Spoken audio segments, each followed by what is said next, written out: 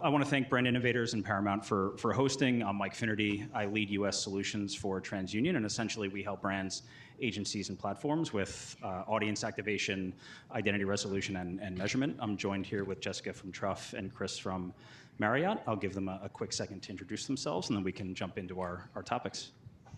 Hi, everyone. Nice to be here. I work at Truff as the Senior Vice President of Marketing. Truff is a truffle-infused condiments brand, so we make truffle-infused hot sauces, mayos, oils, salt, and we have distribution in about 20,000 doors across the country, so everywhere from Kroger, Albertsons, to Whole Foods, Sprouts. And I lead the marketing team, so that covers everything from innovation to brand marketing to shopper marketing to consumer market insights and anything in between. And we were just chatting before, and I realized that I have Truff in my kitchen, and I love it. So it's such a great product.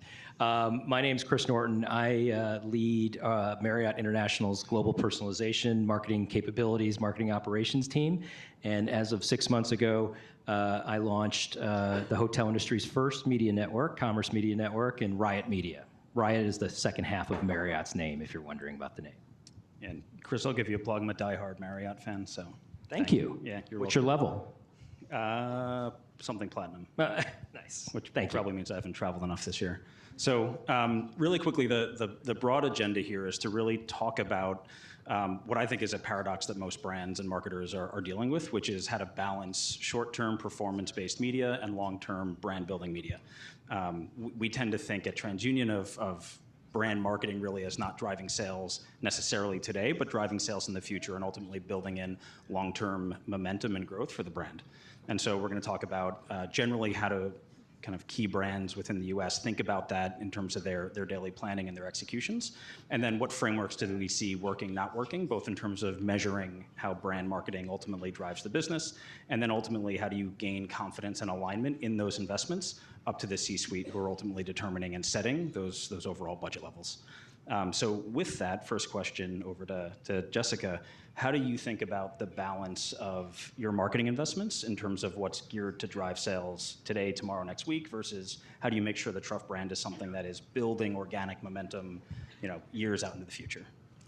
I think that the balance between brand marketing and performance marketing, or in my world, really shopper marketing, it really depends on where a brand is in the value spectrum and what its existing market share is. So for a brand like Truff, which is an emerging, fast-growing premium brand, we have two primary goals.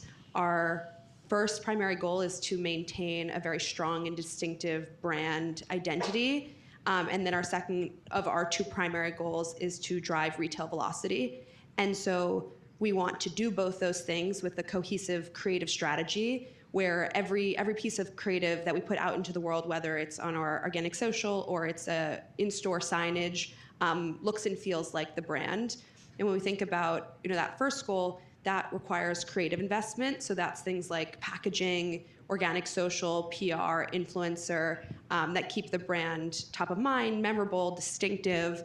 But then the financial investment really has to come in bottom of funnel marketing, and that's the shopper marketing to drive velocity at the retailer shelf. So it is that balance, but I think about it as creative investment and then financial investment, with the bulk of the financial investment going towards your bottom of funnel marketing. That's going to be very meaningful for a premium brand like ours to get you over that purchase hump, to actually get the shopper to put something in their cart, versus like the creative investment in those middle of funnel marketing tactics, which keep the brand very strong in the consumer's mind.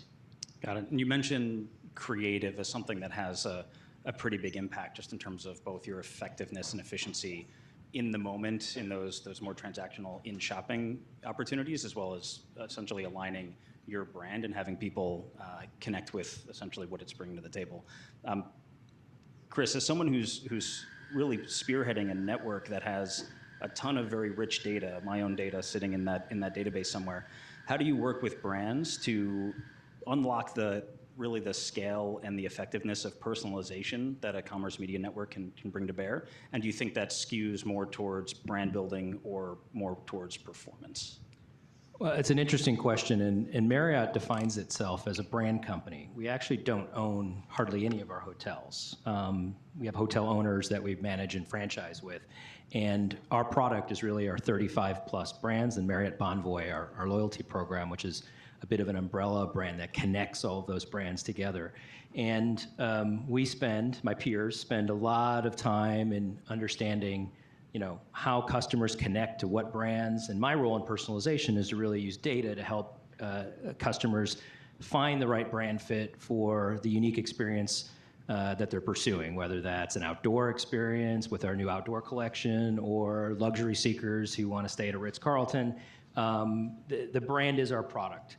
And with the launch of Riot Media, which is a media network, so we're partnering with other brands to bring their messaging alive in our ecosystem, in the channels, in our own channels, and in the room itself where we've brought it to life on the screens in the room.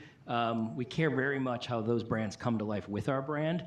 We've been very curated and selective of how we've thought about that because we are not an ad-based company, right? We're a hospitality company, and we want to respect the customer guest experience when they're in that room. So the brands that we work with, we're selective on. We want them to be complementary not only with the Marriott brand, we work with them to bring their creative to life with ours. In the room, advertising is actually mixed with our own content, and we do that on purpose. And we work with brands actually a lot of times to make their brand messaging connect to the travel experience, whether that's off-site digital with social media where we're bringing it to life, where we use the power of our data to target customers with relevant messaging from brand partners, to whether it's right there in the room coming to life about how they can connect to the local experience where they're staying, and really tap into the reasons why people travel, which is not really to stay in a hotel. It's actually to experience the place they're at or visit people they care about or really pursue some passions that they care about. And we're very selective in how we do that, and we really work hard to make that connected messaging not only with their brand but to all of our brands. And we think about that in different ways, whether it's a luxury property or something with your child's youth sports team on the weekend somewhere. Nice. So the individual brands almost let you personalize and put a lens of who the consumer is, what they're trying to do, because they have that much of a differentiation in the space. Yeah, and I think the important thing to remember is that we don't view our brands against specific predefined customer segments because people travel for different reasons. The art of what we do is understanding travel intent and travel reason. So somebody who may only stay at Westin hotels on business travel likely will vacation at a St. Regis. But as I said, if they're taking a youth soccer tournament somewhere, they're likely staying in a Courtyard. And that customer may be very affluent, but they're staying across those brands. Understanding their unique needs at each of those locations is a lot of the science that we put into what my team does. My team leads the data activation and audience strategy for Marriott. And that emanates first and foremost out of our own marketing approach, how we go to market with our own brands. And then we've utilized that same currency, that same resource, and how we're bringing adjacent brands to market with us as well.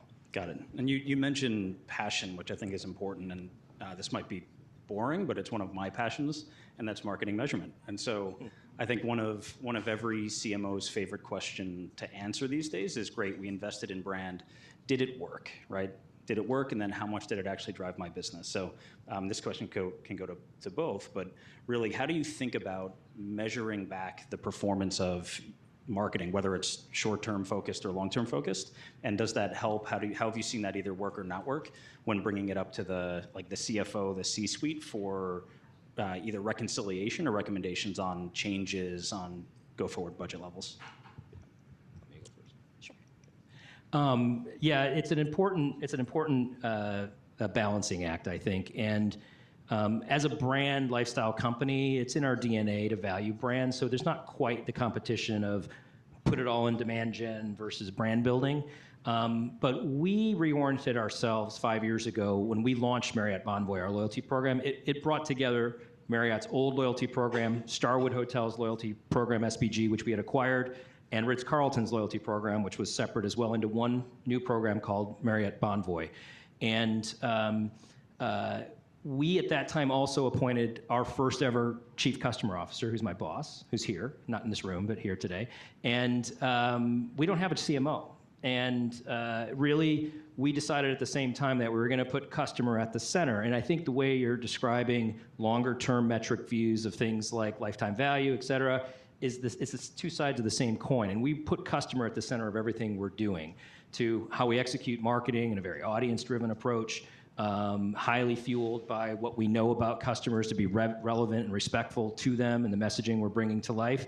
And with that, for us at least, it was a little bit easier. There's still pressure, right, to sort of produce short-term results, but we've oriented everyone in the marketing org and the wider orgs that touch us around a few key metrics that are really geared towards longer-term value, things like intent to recommend, customer lifetime value, net promoter score. And more, we're trying to tap into understanding the emotional engagement that customers have with us, because that's where we think the true unlock is in getting outside of traditional transaction-based loyalty and more into this true love-based affinity loyalty that we're trying to seek. I think measurement is such an interesting part of marketing, because marketing is very much, an art and a science. And I think, I'm a brand marketer, which is actually very much both of those ethoses, but I also started my career in management consulting, which is very data-oriented. And so we think about how to measure. We measure in a variety of ways. You measure your awareness with aided awareness surveys. You measure your household penetration, which is ultimately more important than awareness, because it really is a metric of who is buying your product. You can measure your in-store velocities, so a function of how many units you're literally selling each week. But a lot of marketing isn't always directly connected to the outcome, and that's tricky. And so you use other metrics like your engagement, your likes, your comments. You can sort of measure sentiment very lightly online. There are really interesting new measurement tools that we are starting to deploy, where we're able to measure the creative against in-store sales, and we're actually able to measure the different types of creative on different media channels against in-store sales. And so that's something that is very important for us, and I think will become more and more sophisticated and we'll continue to use. But I think that for marketing, it has to also feel right. Like, a lot of these brands have a very strong brand identity, and the marketers who are tasked with sort of bringing the creative to life have to have that gut feeling that this creative that's out in the world is a real reflection of the brand personified. And that is much more the art, the instinctive sense for, does it really capture the brand spirit? Does it have the right tone of voice? Does it really resonate with the consumer? And that's not super measurable. But as far as gaining, that sort of internal alignment around the importance of brand marketing when you cannot always measure it, I think when you work for a consumer product company, and specifically for a food company, brand is so central, because at the end of the day, most food products are effectively commodities, and they're very easily replicated. We make truffle-infused hot sauces and other condiments, and we believe our products are the best in the market. And we can tell you that story from an ingredient standpoint, a sourcing standpoint, a texture standpoint, and we can point to really valuable pieces of information that will convince you as a consumer, and then obviously taste is king. But at the end of the day, it's easy to replicate most food products. It's not like technology where there's such a level of IP out there that you can really protect what you're doing. And so brand becomes the most important way that you create that emotional connection with your consumer, where when they pick up, a hot sauce, a Truff hot sauce in the grocery store, it is reflecting back something about themselves. They see themselves in the brand. They feel a certain way that they really like, that makes them feel proud of themselves in that purchase. And that's hard to measure. I mean, you can measure that with repeat, and we do. But I think brand is so central to the consumer products world that when you work for a consumer company, it's not always about having to convince people, because people are there. Like, brand creates that loyalty that is hard to do without it. Yeah, and you'd mentioned repeat, which I think is going to be part of that brand affinity, and it's also going to be part of the experience they had, right? I would imagine as you're diversifying the actual types of products that you're bringing to bear under that portfolio, that the brand is just as important, if not more important, to try to get someone to trust your brand, but in types of condiments that they might not necessarily have thought of. Yes, I mean, absolutely. And we would measure repeat at the brand level. And I think also when you get into different categories, it's very interesting, because you have the opportunity to play with different price points. And especially when you operate in a very premium space, which Truff does. When we go into different categories, we can launch products that have a lower price point and really convince consumers that it's worth the money to buy the fancier hot sauce or the fancier pasta sauce. But having that consistency from a packaging standpoint, from a marketing standpoint, is so critical. And then we measure that repeat rate, across the brand level, and then of course on a category level as well. Yep. Yeah, and I think underscoring both sets of points so far, like the importance that a strong brand has in the market is becoming more and more measurable. I think work that TransUnion has done in conjunction with the MMA organization essentially linked survey respondents that were favorable or unfavorable to specific brands. We have one very good example for a financial services company, one for a telco, and in both cases, audiences that had responded favorable to the brand, whether they were existing customers or not, were essentially 2 to 3x times more profitable for that brand in the long term, and long term here being over 12 to 18 months. And so that's true both for existing customers that had deepened their engagement with the brand, and as well as people that were not existing customers who had a much, much lower cost per acquisition later on after they've essentially identified as favorable. Chris, so over to you, I'm curious as the media network part of this, how do you think about justifying and or providing efficacy of those exposures on your network back to your constituents? Because it's not just you as the Marriott brand that you're now marketing for, it's a whole plethora of other advertisers that want to leverage your audience, your data, and your eyeballs to really bring their brands to light. Yeah, we actually tested the concept of a media network for actually quite a few years before we launched earlier this year at scale. And part of that was we wanted to understand in an increasingly crowded media network environment. I just read a stat that nearly 1 in 5 digital media dollars in the US and Canada this year are going towards the 250-ish media networks that are out there. And we knew early on through our experimentation that measurement provided was going to be a key differentiator for us. So we spent a lot of time and investment in full funnel measurement opportunities for our advertisers. And that includes upper funnel metrics. We partner with Kantar to do customized brand lift studies with every one of our advertisers. And really, though, the sort of gold standard is to be able to look at incrementality against performance for our advertising brands. And we had to stand up a lot of clean room technology, et cetera, that helps not only on the targeting side, but to get at incrementality measures for how it's performing. And we believe that if we had the best measurement in the media network space available, that would be a key way to cut through the noise that's out there. Because, I mean, the theme of this week is so many media networks are out there now. Coupled with our scale as the world's largest hotel company, the world's largest travel loyalty program with over 400 distinct attributes that we can target customers on. We knew we had the targeting available and the audience that really differentiated, and the reach.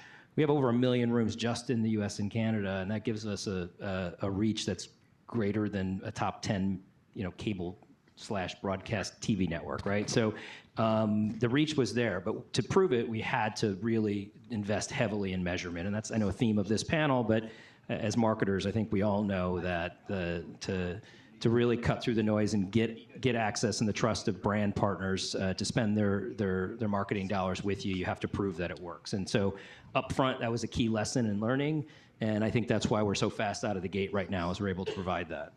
Yeah, and I think to a certain degree, we're all here in this room because we believe marketing is a strategic growth driver for these brands, for these companies. Jessica, how do you think of the tools, the techniques that you use to justify and prove out efficacy of whether marketing's moving the needle or not?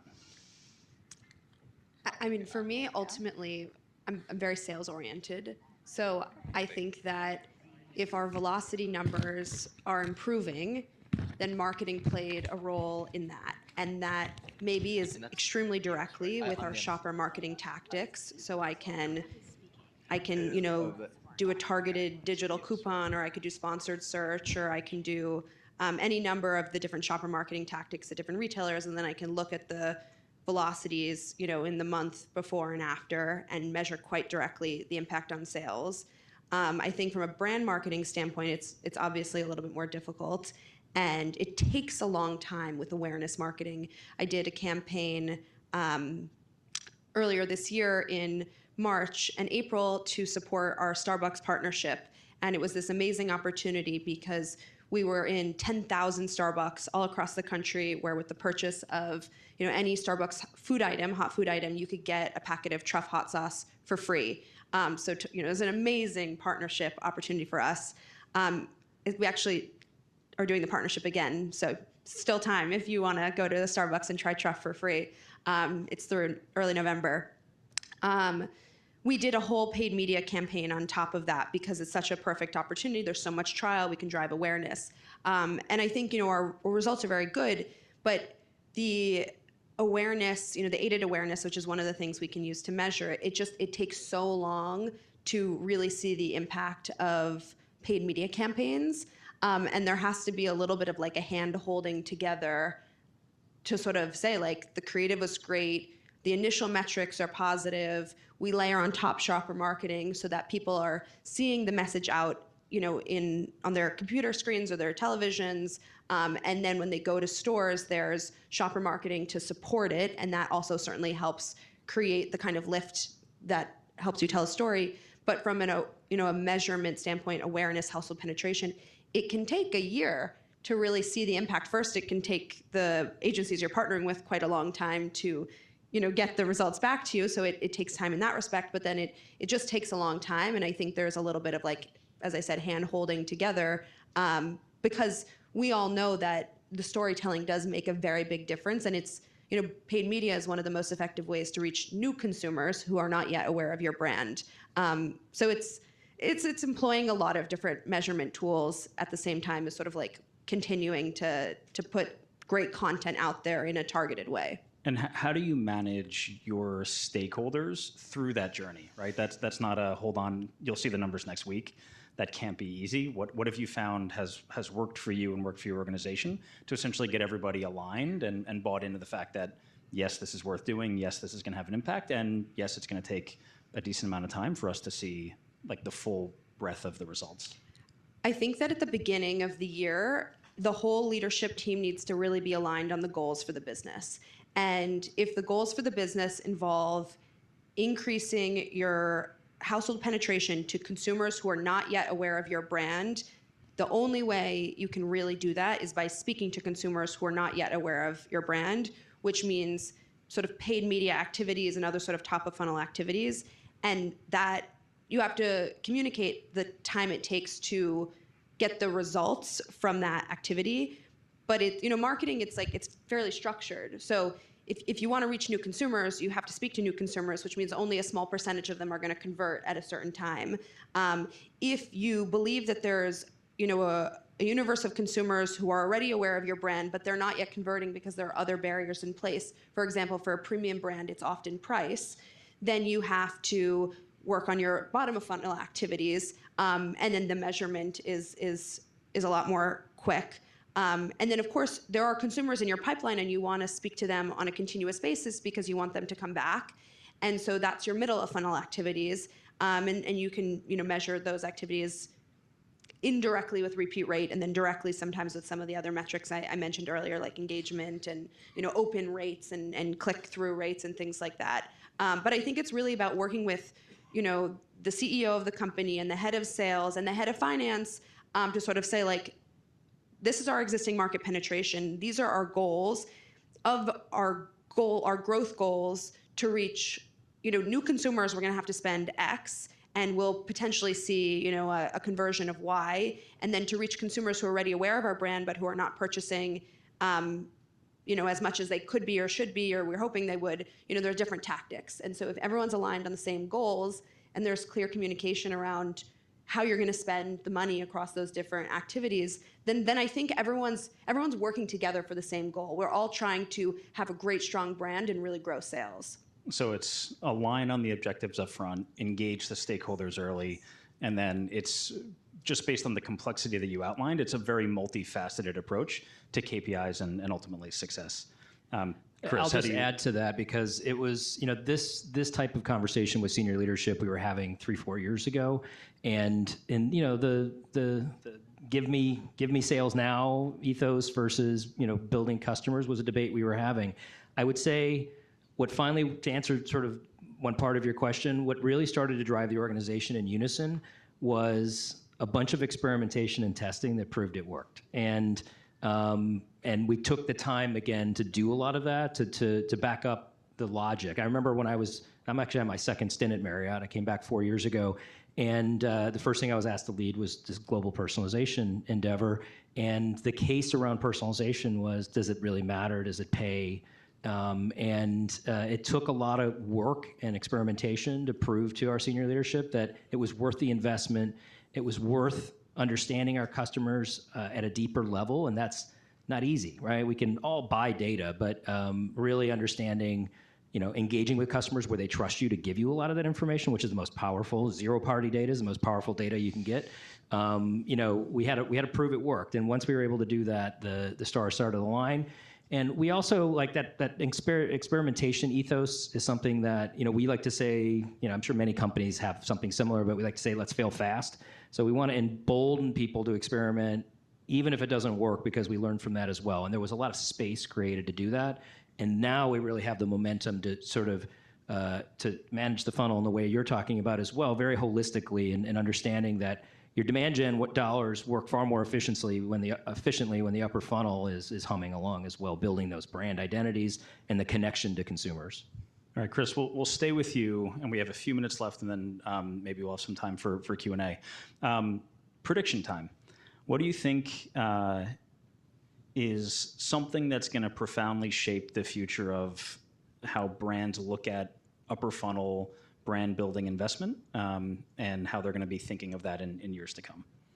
Yeah, I think we've touched on it here a couple times, but I think it's truly about emotional measurement and emotional connection that we're measuring.